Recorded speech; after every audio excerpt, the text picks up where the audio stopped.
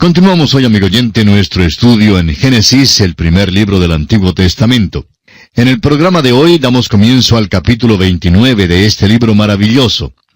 Como usted recordará, en el capítulo 28, vimos que Jacob tuvo que salir de su casa a toda prisa. En efecto, salió a escondidas.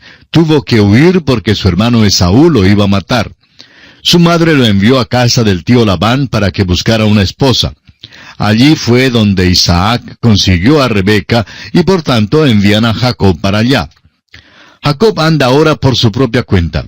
Había sido un joven astuto y ha demostrado esa astucia aún esa noche en que sentía tanta nostalgia de su casa. Dios le apareció para consolarlo y le transfirió estas promesas maravillosas. Eran las mismas promesas que Dios había dado a Abraham y a Isaac y ahora se las da a Jacob. Al despertar de su sueño, después que Dios le había dado las promesas, notamos que hace un voto con Dios y trata de hacer un trato con Él. Amigo oyente, si las promesas de Dios dependieran de la fidelidad de Jacob, pues quizá nunca hubiera recibido mucho del Señor. Todo fue por gracia. Después de todo, ¿no es por la gracia que usted y yo somos salvos? Nunca merecimos la salvación. Si recibiéramos lo que merecemos, ninguno de nosotros sería salvo. Ahora, sobre el capítulo 29 de Génesis, quisiéramos escribir las palabras que se encuentran en Gálatas capítulo 6 y versículos 7 y 8, donde dice: «No os engañéis, Dios no puede ser burlado, pues todo lo que el hombre sembrare, eso también segará. Porque el que siembra para su carne, de la carne segará corrupción, mas el que siembra para el Espíritu, del Espíritu segará vida eterna». Comenzando con este capítulo, veremos que Jacob empieza a cegar la cosecha de su maldad. El pasaje en Gálatas está escrito primeramente a los cristianos, pero declara una ley universal de Dios para todas las edades. Es verdad en cualquier parte de la vida. Cada hijo de Dios debe aprender la lección, que el que siembra para su carne, de la carne segará corrupción. Si uno siembra maíz, siega maíz. Al sembrar algodón, cosecha algodón. Si uno siembra trigo, tendrá que cosechar trigo. Y cuando uno siembra cizaña, pues segará cizaña. Y uno descubre que esto se lleva a cabo a través de toda la Escritura.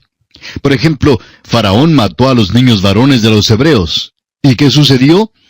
Bueno, su propio hijo fue muerto por el ángel de la muerte. Acab mató a Nabot a sangre fría, y los perros llegaron y lambieron la sangre de Nabot. Elías vino donde Acab y le dijo que en el mismo lugar donde los perros lamieron la sangre de Nabot, lamerían la sangre de él. Acab quizás sonrió y pensó: bueno, simplemente me mantendré alejado de ese lugar. Sin embargo, amigo oyente, esta profecía se cumplió literalmente. También David, el gran rey de Israel, descubrió que esta era una ley inexorable que fue aplicable a su pecado. Cometió esos terribles pecados de adulterio y homicidio. Dios le perdonó su pecado, es verdad. Sin embargo, comprobó David que lo que había sembrado, eso tuvo que cegar. A su hija la violaron y mataron a su hijo. Aún Pablo el apóstol sintió el peso de esta ley. Él dio su consentimiento para apedrear a Esteban. ¿Y qué ocurrió? Más tarde, a Pablo lo llevaron fuera de la ciudad de Listra y le apedrearon y lo dejaron por muerto. Ahora este hombre Jacob es la ilustración clásica de esta ley inflexible. Él vivía por su ingenio. Era algo confiado y presumido y nunca se había encontrado con la horma de su zapato. Como resultado, pensaba que no le hacía falta la ayuda de Dios. En la casa del tío Labán, Jacob encontró la horma de su zapato. No importaba cómo Jacob practicaba el engaño, el tío Labán le superaba y probaba que él era realmente un perito en los métodos que Jacob utilizaba. Jacob era el hijo menor y se hizo pasar por el hijo mayor para engañar a su padre. Labán dio a Jacob la hija mayor cuando Jacob pensaba que recibiría la menor. Jacob, pues, estaba cegando lo que había sembrado. Aquí en el capítulo 29 de Génesis, encontramos que Jacob llega a Harán, se encuentra con Raquel y el tío Labán sirve por Raquel y su tío le engaña. Leamos los primeros 3 versículos de este capítulo 29 de Génesis. Siguió luego Jacob su camino y fue a la tierra de los orientales. Y miró y vio un pozo en el campo, y he aquí 3 rebaños de ovejas que yacían cerca de él, porque de aquel pozo abrevaban los ganados, y había una gran piedra sobre la boca del pozo. Y juntaban allí todos los rebaños, y revolvían la piedra de la boca del pozo, y abrevaban las ovejas, y volvían la piedra sobre la boca del pozo a su lugar. Jacob había salido de Betel, y seguía en su viaje por un período de tiempo. No se nos dice cuánto tiempo viajó antes de llegar a la tierra de Harán. Notamos aquí la importancia del agua en aquel país. Y todavía es importantísima porque en muchos lugares no se encuentra en grandes cantidades. Debía ahorrarse, y por eso, en una cierta hora del día, quitaban la piedra de la boca del pozo, y luego todos abrevaban las ovejas. Las personas sacaban el agua para ellos mismos, y luego tapaban el pozo. Es exactamente la hora cuando estaban preparándose para abrevar las ovejas, cuando Jacob entra en la escena. Y lo vemos aquí tan presumido como siempre. Escúchelo al leer los versículos 4 y 5. Y les dijo Jacob: Hermanos míos, ¿de dónde sois? Y ellos respondieron: De Harán somos. Él les dijo: ¿Conocéis a Labán, hijo de Nacor? Y ellos dijeron: Sí, le conocemos. Tal vez sí le conocían. Ahora Jacob no le conocía, pero ya tendrá su oportunidad para conocerlo. Ahora los versículos 6 al 8 prosigue esta conversación. Y él les dijo: ¿Está bien? Y ellos dijeron: Bien. Y aquí Raquel su hija viene con las ovejas. Y él dijo: He aquí es aún muy de día, no es tiempo todavía de recoger el ganado. Abrevad las ovejas e id a apacentarlas. Y ellos respondieron: No podemos hasta que se junten todos los rebaños y remuevan la piedra de la boca del pozo para que abrevemos las ovejas. Note usted que Jacob acaba de llegar apenas a la tierra de ellos y ya les está diciendo cómo deben abrevar sus corderos y lo que ellos deben hacer. Esto es algo muy típico de Jacob a propósito. Pero ellos le dijeron: No podemos hasta que se junten todos los rebaños y remuevan la piedra de la boca del pozo para que abrevemos las ovejas. Leamos ahora los versículos 9 y 10 de este capítulo 29 de Génesis. Mientras él aún hablaba con ellos, Raquel vino con el rebaño de su padre, porque ella era la pastora. A propósito, el pastorear rebaños era también trabajo para mujeres en aquel entonces. Y Raquel era pastora que cuidaba las ovejas de su padre. Leamos el versículo 10 que dice: Y sucedió que cuando Jacob vio a Raquel, hija de Labán, hermano de su madre, y las ovejas de Labán, el hermano de su madre, se acercó Jacob y removió la piedra de la boca del pozo, y abrevó el rebaño de Labán, hermano de su madre. Realmente no sabemos quién le mandó a él a abrevar el rebaño de Labán, pero lo hizo. Jacob realmente no sigue la ley de nadie, sino su propia ley. Él dictaba los reglamentos del juego al pasar por la vida, es decir, en la primera parte de su vida. Le hacía falta aprender una gran lección, y el tío Labán es quien va a enseñarle esa lección. Llegamos ahora al versículo 11. Y Jacob besó a Raquel, y alzó su voz, y lloró. Nos ha parecido siempre extraño que besara a esta muchacha Raquel, y que alzara luego la voz y llorara. Es difícil entender por qué Jacob lo hizo, a menos que fuera por su viaje tan solitario desde el momento en que salió de su casa. Había pasado esa noche solitaria en Betel, pero aún después de esa noche, todavía trató de hacer un trato con Dios, y por eso sintió una tristeza en todo el camino. Recordemos que desde Betel tuvo que viajar por el mar de Galilea, y luego a Siria. Tuvo que cruzar aquel desierto, y quizá tuvo muchas experiencias en el camino. Al llegar al lugar a donde iba, vuelve a ser presumido, aunque no sabía nada acerca de ese lugar antes. Saluda a estos hombres de una manera positivista, como si los hubiera conocido toda la vida. Les hace preguntas, y luego quita la piedra para Raquel, aunque al parecer no era la hora de quitar la piedra. Pero lo hizo. Imaginamos que estuviera tan lleno de emoción que al saludar a esta muchacha Raquel, la besó y lloró. Suponemos que esta sea la explicación de este cuadro. Ahora note usted lo que dice en el versículo 12. Y Jacob dijo a Raquel que él era hermano de su padre, y que era hijo de Rebeca, y ella corrió y dio las nuevas a su padre. Note usted que él le dice que es hermano de su padre. Bueno, en realidad quiere decir sobrino. El hebreo no hace tantas distinciones como hacemos nosotros hoy en día. Si estaba emparentado, pues estaba emparentado y significaba que era hermano. Así se traduce aquí y es correcto. Pero él es en realidad su sobrino. Ahora leamos el versículo 13. Así que oyó Labán las nuevas de Jacob, hijo de su hermana, corrió a recibirlo, y lo abrazó, lo besó, y lo trajo a su casa. Y él contó a Labán todas estas cosas. Nos imaginamos que Jacob hablara de muchas cosas, el viaje que acababa de hacer, y cómo había salido de su casa. No nos sorprendería que Jacob los divirtiera en la cena con la historia de cómo es que logró engañar a su hermano, y cómo consiguió la primogenitura, y cómo recibió también la bendición de su padre, y la forma en que utilizó la trampa para lograrlo, y cuán mañoso era. Sin duda les dijo acerca de aquella noche en Betel. Le dijo a Labán todas estas cosas. Ahora el versículo 14 dice, y Labán le dijo, ciertamente hueso mío y carne mía eres. Y estuvo con él durante un mes. Labán quedó convencido ahora que este era su sobrino, y le dice, en verdad tú eres pariente mío, pues quiero que te sientas como en tu casa. Ahora pasa un mes, ¿y qué sucede? Bueno, Jacob no trabaja. Es un sobrino que ha llegado de un país lejano y está visitando a su tío. Suponemos que pensó que podía gozar del hospedaje gratuito, y durante aquel tiempo galantea a la señorita Raquel. Por lo menos es cierto que la ha mirado amorosamente, y creemos que ella también le miraba con amor. Ahora nos imaginamos que fuera en una mañana en el desayuno cuando tuvo lugar el incidente siguiente. En los versículos 15 al 17, escuchemos la conversación entre tío y sobrino. Entonces dijo Labán a Jacob, «Por ser tú mi hermano, ¿me servirás de balde? Dime cuál será tu salario». Y Labán tenía 2 hijas. El nombre de la mayor era Lea, y el nombre de la menor Raquel.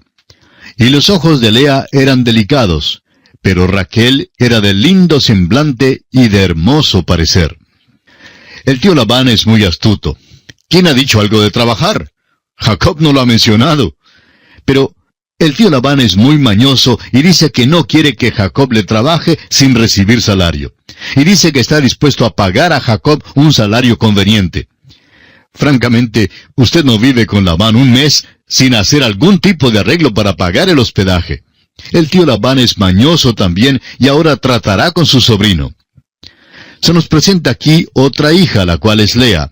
El tío Labán ha vigilado a este joven y ha notado que su sobrino tiene mucho interés en su hija Raquel, la menor de las 2 hijas. Se nos explica la razón por la cual sucedió esto para que lo comprendamos. Raquel es una joven bella. Los ojos de Lea, se nos dice, eran delicados, lo que quiere decir que no era nada bella. Al leer algunos de los dramas del dramaturgo griego Eurípides, se nota que cuando un joven quería decir algo favorable en cuanto a su novia, pues le decía que tenía los ojos como los ojos de una vaca. Ahora, algunos de nosotros tendríamos dificultad en considerar que esto fuera un cumplido. Pero, ¿ha mirado usted una vaca últimamente? Es decir, ojo a ojo. Bueno, la próxima vez que se encuentre con una vaca, mírela ojo a ojo y podrá notar cuán bellos son los ojos de la vaca. Así pues, cuando los griegos pensaban que la mujer era bella, decían que tenía los ojos de una vaca. Pero notemos que aquí en cuanto a Lea, se nos dice que los ojos eran delicados, lo que realmente quiere decir no tenía nada de belleza. Bueno, leamos ahora el versículo 18 de este capítulo 29 de Génesis. Y Jacob amó a Raquel y dijo, yo te serviré 7 años por Raquel, tu hija menor. Vemos que Jacob estaba bien enamorado. Por tanto, aquella mañana en el desayuno, cuando el tío Labán sugirió que trabajara, pensaba realmente en otra cosa. Sabía que el joven se había enamorado de Raquel, y por tanto no creemos que le sorprendiera la contestación de Jacob cuando le preguntó cuál sería su salario. Jacob estaba dispuesto a trabajar 7 años por Raquel, y Labán concuerda con la respuesta de su sobrino. Leamos los versículos 19 al 22. Y Labán respondió, mejor es que te la dé a ti, y no que la dé a otro hombre. Quédate conmigo. Así sirvió Jacob por Raquel 7 años, y le parecieron como pocos días porque la amaba. Entonces dijo Jacob a Labán, dame mi mujer, porque mi tiempo se ha cumplido para unirme a ella. Entonces Labán juntó a todos los varones de aquel lugar e hizo banquete. Encontramos aquí una de las cosas más amables que se dicen acerca de Jacob. Francamente, la única parte de la vida de este hombre, es decir, la primera parte de su vida, que tiene algo de hermoso, de noble o admirable, es su amor por Raquel. Eso es muy descollante. Puede imaginarse a Jacob trabajando. Y amigo oyente, el tío Labán obligó a Jacob a trabajar duro. Trabajar en el frío, en la lluvia y en todo tipo de tiempo. Pero Jacob siempre pensaba en aquella señorita Raquel. Allí estaba para recibirlo y saludarlo, y él estaba pero muy enamorado de ella. Leamos los versículos 23 al 26 de este capítulo 29 de Génesis. Y sucedió que a la noche tomó a Lea su hija, y se la trajo, y él se llegó a ella. Y dio Labán su sierva Silpa a su hija Lea por criada. Venida la mañana, he aquí que era Lea. Y Jacob dijo a Labán, ¿qué es esto que me has hecho? ¿No te he servido por Raquel? ¿Por qué pues me has engañado? Y Labán respondió, no se hace así en nuestro lugar que se dé la menor antes de la mayor. Encontramos aquí una mala jugada. En la ceremonia de matrimonio en aquellos días, la mujer se cubría con un velo y quedaba velada por completo para que no la vieran. Pobre Jacob no vio a la muchacha hasta que entraron en la tienda. Alzó el velo y he aquí no era Raquel, era Lea. Y nos preguntamos si en aquel momento, al ver que había sido engañado, Jacob quizá recordó algo de su propio padre cuando él se hizo pasar por el mayor. Engañó a su padre y por eso tuvo que huir de la casa. Había recibido la bendición, pero en cambio había engañado a su padre. Dios no apoya ese tipo de conducta, no la aprueba de ninguna manera.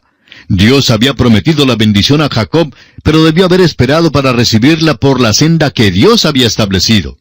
Debe recibir la bendición por la senda de Dios, y no por la suya. ¿Y qué pasa? Se hizo pasar por el mayor cuando realmente era el menor. Ahora aquí cree que consigue la menor, pero en vez de eso obtiene la mayor de las hijas de Labán. Se le vuelve la tortilla, pudiéramos decir, y esto es una cosa muy terrible para Jacob. Es cosa criminal lo que le ha hecho Labán. Pero note usted cómo el tío Labán lo da como legítimo. Es un perito en ese tipo de cosa. Le dice a Jacob que había una cosa pequeña en el contrato, una cláusula pequeñita en letra chiquita allá en su contrato. Simplemente olvidó mencionárselo a Jacob. Tienen una costumbre en su tierra, y es que la hija mayor debe casarse primero, y que la hija menor no se puede casar hasta cuando se haya casado la mayor. Le dice que siente muchísimo que se le olvidara mencionar esto y que fue por eso que sucedió así.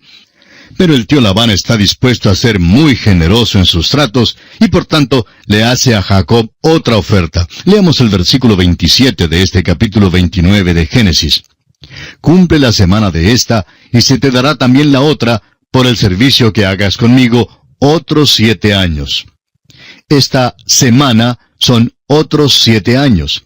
Ahora no diga usted que este hombre tendrá 2 esposas y que Dios lo aprueba. El relato aquí es inspirado porque eso es lo que sucedió. Pero eso no significa que Dios lo hubiera aprobado. En el caso de Abraham que tomó a Agar, toda la historia manifiesta que Dios lo desaprobó por completo. Y se relata aquí porque es un hecho que ocurrió. Bueno, el tío Labán está recibiendo el valor cabal del dinero, ¿no le parece? Y el pobre Jacob realmente está recibiendo clases en esa escuela de las dificultades, en esa escuela del sufrimiento. Pero está tomando 2 esposas y no debe haberlo hecho, y estará muy afligido por eso. Leamos el versículo 28. E hizo Jacob así, y cumplió la semana de aquella, y él le dio a Raquel su hija por mujer. El pobre Jacob ciertamente se ha llevado un chasco. El tío Labán le había dicho que le daría a Raquel si le servía 7 años. Ahora Jacob sirvió los 7 años, pero recibió a Lea. Bueno, después de todo, él también había engañado a su padre y a su hermano, haciéndose pasar por el hijo mayor cuando en realidad era el menor. Ahora se le da la mayor cuando pensaba recibir la menor. Sirve al tío Labán el doble del tiempo que había concordado al principio. Los 7 años habrían de ser muchos. pero en todo sirvió 14 años y ahora tiene 2 esposas. Amigo oyente, Dios no aprobó esto. Este hombre encontrará muchísimos problemas en su familia de aquí en adelante, y todos, por supuesto, datan de sus propios métodos que empleaba y que Dios no aprobó. Leamos los versículos 29 al 32. Y dio Labán a Raquel su hija, su sierva Bilha, por criada. Y se llegó también a Raquel, y la amó también más que a Lea, y sirvió a Labán aún otros 7 años. Y vio Jehová que Lea era menospreciada, y le dio hijos, pero Raquel era estéril. Y concibió Lea, y dio a luz un hijo, y llamó su nombre Rubén, porque dijo, ha mirado Jehová mi aflicción. Ahora, por tanto, me amará mi marido. Toda esta historia contrasta con la venida del siervo de Abraham a buscar la esposa para Isaac. El siervo acudió a Dios continuamente por su dirección. Jacob viajó por su propio ingenio y estaba absolutamente seguro y porfiado. La decepción que experimentó por mano de Labán mostró que no le era posible depender de su propia fuerza y habilidad. Le faltaba la dirección del Señor en su vida. Y así también al cristiano hoy en día le falta la guía del Señor y la plenitud del Espíritu Santo para todo momento de cada día. Lea es una persona triste, pero llega a ser la madre de Rubén, el hijo mayor. Sin embargo, él no iba a iniciar la línea que conduce a Cristo. En realidad, el que conducirá a Cristo será Judá, el hijo que le nace a Lea de último. Lea tuvo 4 hijos. Le nació Rubén, y en el versículo 33 le nace Simeón. Luego en el versículo 34 le nació Leví. Y el 4º hijo, en el versículo 35, es Judá. Y en realidad tuvo unos hijos destacados. Judá es de quien procede la línea real. David era de esta línea, y más adelante, por supuesto, el Señor Jesucristo mismo. Según la carne, Cristo procedió de la línea de Judá. Leví dio origen a la tribu sacerdotal. Usted recordará que Rubén perdió su puesto de primogénito por causa de su pecado. Este capítulo 29 concluye pues con la bendición de Dios sobre Lea, dándole 4 hijos. Y esto concluye también nuestro estudio de este capítulo. En nuestro próximo programa comenzaremos el estudio del capítulo 30 y confiamos que usted volverá a escucharnos. Será pues, hasta entonces, es nuestra oración que el Señor le bendiga muy ricamente.